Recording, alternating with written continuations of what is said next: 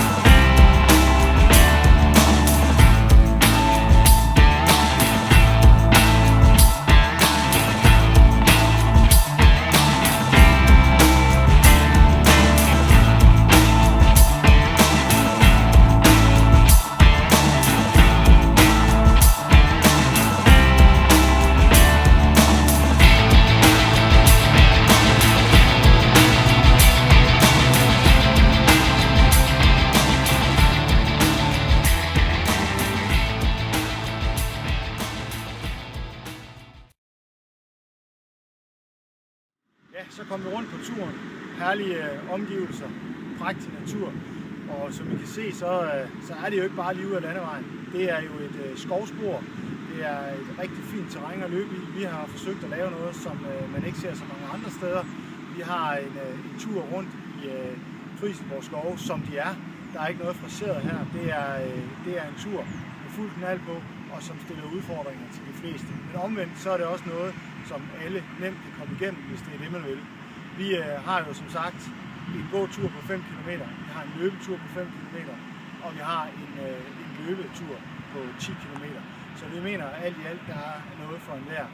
Og så husk jo, at det handler jo også om at være sammen og have en hyggelig skovtur. Og det hele, det ender jo heroppe igen ved den røde lade, hvor vi slutter af med piknik og hygge.